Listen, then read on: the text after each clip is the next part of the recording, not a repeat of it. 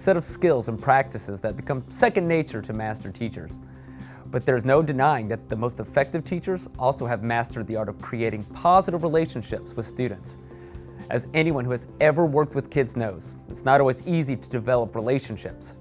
Some students come to us believing that all adults are out to get them. And for some students, the reality is that they have weathered a host of negative interactions with adults, resulting in a difficulty in making connections with others. I think some teachers who are still, or adults, all adults, who are just of the mindset like, you know, I'm the adult, you automatically have to give me respect just because I'm an adult. Well, we've had a lot of students that have had adults in their lives let them down. So for a lot of our kids today, they don't automatically give that. It has to be earned from them. Because positive teacher-student relationships are powerful predictors for student success, it is worth considering 3 general ways in which teachers can promote positive relationships, even with the most challenging students. You'll get a chance to see videos and consider your own strategies related to school culture, school-wide relationship strategies, and more intensive strategies for more challenging students.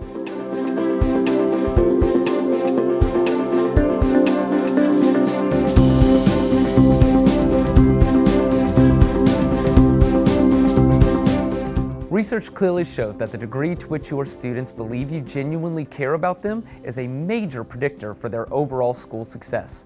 In light of the fact, we might consider building positive relationships with students, not as an additional chore, but as an inherent part of what it means to be an effective teacher. A strategy called 2x10, where you give them 2 minutes every day for 10 days in a row to talk about whatever they want. And then the idea is by the end of that 10 days, they'll be comfortable just talking to you. And so then you just go from there. The culture of your school refers to the set of values that are shared and exhibited by all people, adults and students. Schools that commit to improving relationships as part of the school culture have open discussions and clear plans for improving relationships across the entire school. Often this effort is done as part of a school-wide effort, such as PBIS. Using this framework, the teachers and staff consider specific actions for increasing positive relationships, then commit to implementation over a period of time with data collected to monitor the effect.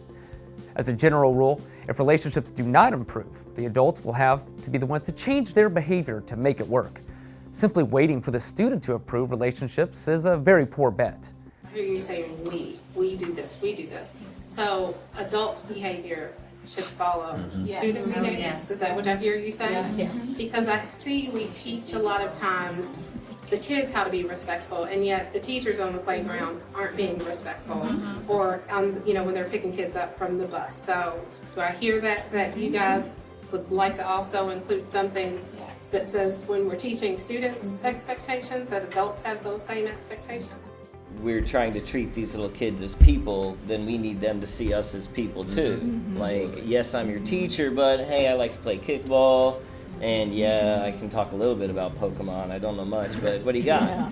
So it's like, how do we build that humanity between us? Because a lot of our students have a hard time looking at us as anything but teacher, and so. How do you think the kids in your school feel about the adults? Do you think they really believe that adults care about their success or well-being? Take some time to discuss with your team. How would you describe the culture of your school from a student's perspective? Do you think they would consider it to be caring and positive? Think about what the adults in your school do to enhance your school culture and whether efforts are underway to develop continuous improvement.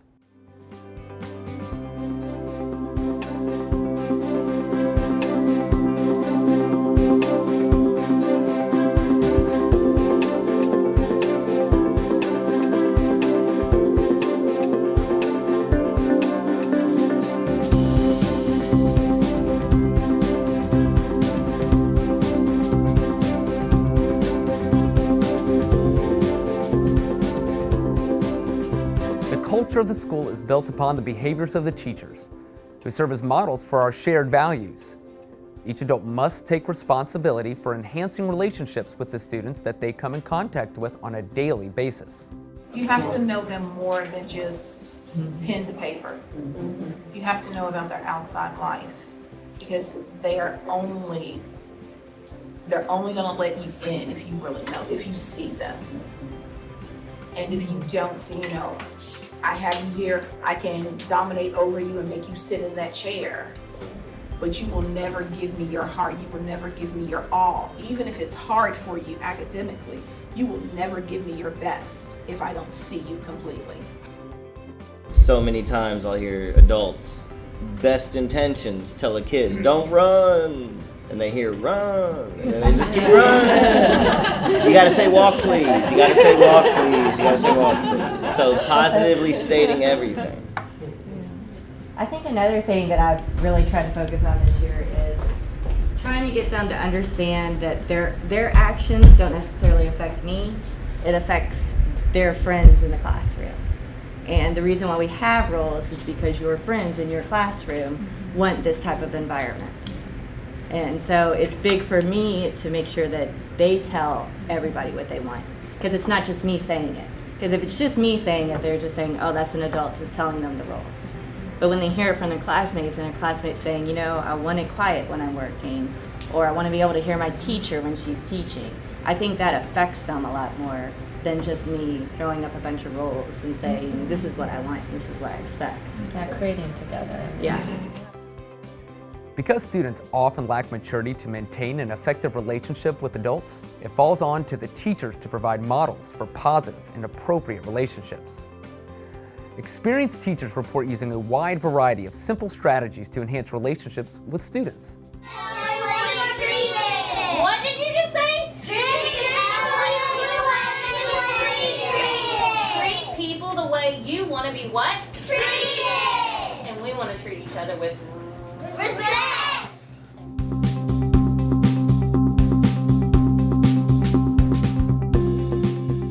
But I think the issues come from us. They come in and we instantly say, this is what I want you to do. Instead of, hey, how are you? How was your day? How was your night? Oh, did you watch the game? Trying to make that connection, because we're so focused on what we have to do as teachers. We have to get this done, and this done. Whereas we are not letting these children be children. And we're not opening up that caveat of, hey, you know what? I like you as a person. Forget that you're my student. You're a good kid. And I think that's why I'm so focused on in my career of teaching, where I have to make that relationship. I have to make sure that you know what? Ms. Broughton likes something about you. I don't care what it is, but I like that you wore red today. And that makes them feel like, hey, you know what, she knows me. Building a relationship, talking to them about their home life. I know 2 of my students are first graders, but they're about to be big brothers and big sisters. Just casual conversation, having lunch with them a lot. I eat lunch with my kids every day, and that's non-academic time. Like we even discussed that during that time, we're not gonna talk about reading, we're not gonna talk about math. You can tell me what you did over the weekend. Like one of mine is gonna be gonna have a sibling. So like we talk about those things, and they know that during that time. So when it's reading time, I can say, oh, save it for lunch. And I sit down there, I eat with them every day. So certain things I do, I know because kids in transition, it's just for me. I know after lunch, I don't go right into instruction. I let them have 5-6 minutes to themselves, and then we'll pull the instruction. And then for certain things that they do, I found myself, I need to just start laughing and stop being so angry with it. So once I started to laugh, my day's been going great. I'm like, okay, well, you know what? Fine, you did that. I don't do it again, but it was fine. Being at the door saying, hey man, did you watch that game the other night? Because you saw him running down the hallway, running back down the hallway, jumping up and down, smacking the banners up. Hey man, hey dude, did you watch that game the other night? Calming him down, getting that relation, talking to him, de-escalating before he walks in the classroom, so that but you have to know your students to do that. You have to have a relationship with the students in order for that to happen. So you gotta show the kids, that you're just not in it for the check. You're just not in it. They gotta know that you really are there for them.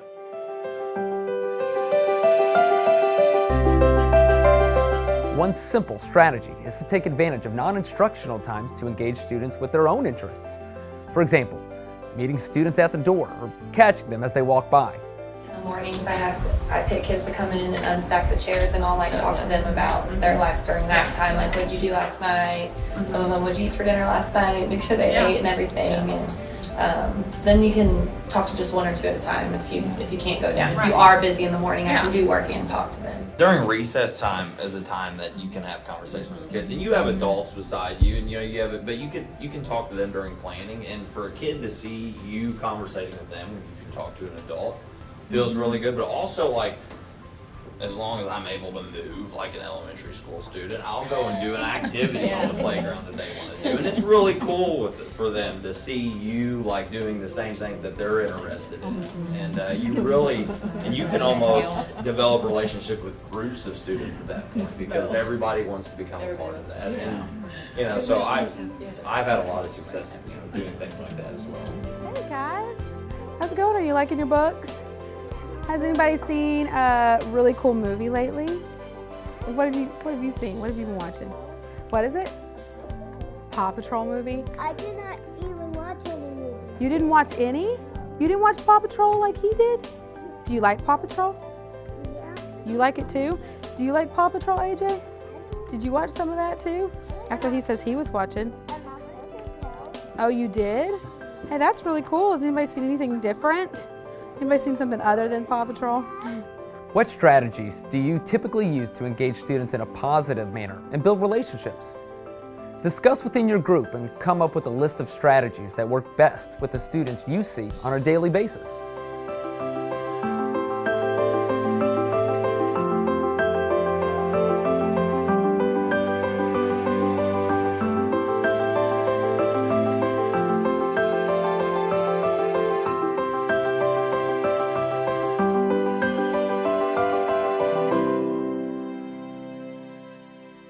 In all likelihood, the minute we start talking about relationships, you begin thinking of that one student who you tangle with the most. With these kids, it's hard to think about a strategy for being positive. They often seem to initiate negative interactions right from the start. And this is something we all find challenging. However, there are some strategies that improve your chance with these students. One helpful strategy is to consider the background of many of these students. Very likely, their demeanor is a function, not trusting adults. This is a key to why we must take the responsibility to build a relationship where none exists. Simply expecting students to be respectful will not pay off with the most challenging students. We must show respect to get respect. It's amazing the difference one of my students turned and took when I showed up to his football game on a Saturday. He was like, I can't believe you're here, and that just doing that gesture meant the world to him, and his behavior improved a lot because we grew that relationship. Academically, we still struggled, but his behavior improved, and I was like, if I can get you behaviorally, I can get you the rest of the way with everything else. Another strategy I used last year that worked really well, and that I do with my kids now is, it's hard to find time sometimes to have like a conversation that's not academic related. So if a kid is wanting to have that conversation about what they did that weekend or that night before, and we're moving on to something new and we really need to get to it, I'll hand them a post-it note with a time on it that says, hey, come back to me at this time, maybe it's during my planning, and we can have a 2 to 5 minute conversation so you can finish what you were telling me. But we really need to focus on this now. Here's this, give it to your teacher, they can come back to me. That's a great idea. Building relationships with the challenging students takes a great deal of patience. Positive relationships are built over time, and trust is gained by consistent attention. This is different from what we do with all students, only in that it is more purposeful and individualized. Take a look at the following examples of teachers dealing with students that are distant, surly, and disengaged with adults. Notice that across all examples, teachers are patient, speak quietly, and always communicate with a primary concern for the student. Thank you so much. I love how quickly you guys responded to my 5. Can you put your hands down real quick? And then I want to see just one person. Can one person tell me what level voice should you be on when you're in the library? AJ, what level voice? A 0. Can you guys show me? I love how you guys do those hand signals in the hallway. All right, so we're going to practice that for just a second. Can you guys start to talk a little bit more? And then when you see my 5, I'm going to ask you to stop. And then you're all going to get to a level 0. That's our signal, okay? All right, so you can start talking. And 5, right back to those voice levels. That's how we talk when we're in the library, right?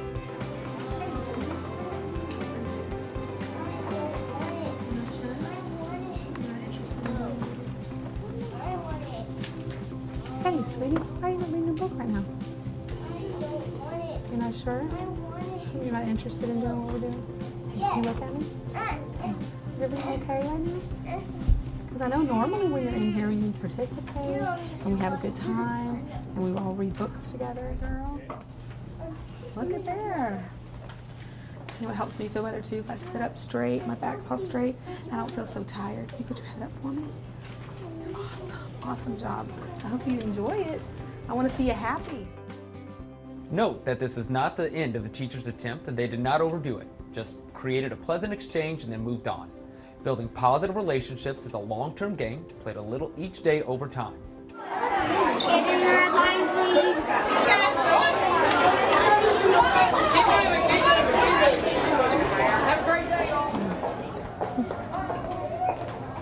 Hey, Bill, what's going on?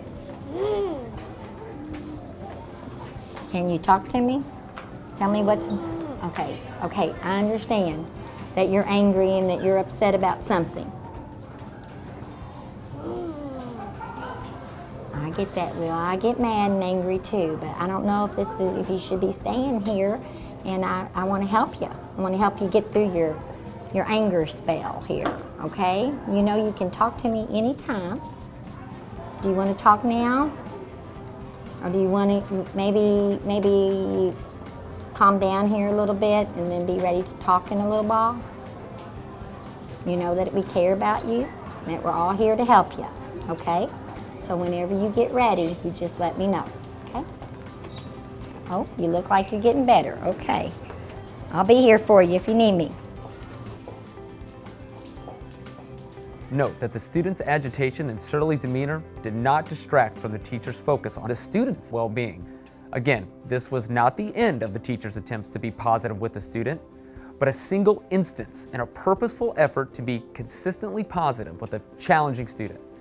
As a final thought, consider that this does not always need to be done one-on-one. Positive relationships can be generated as a part of your interactions with groups too. Consider some challenging students with whom you regularly interact. What are some possible ways that you might be able to find opportunities to begin creating a consistently positive relationship?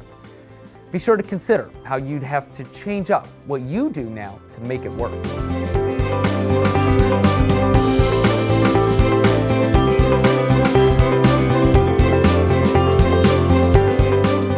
Come to the next meeting with your own thoughts on your own positive engagement with students and be prepared to discuss.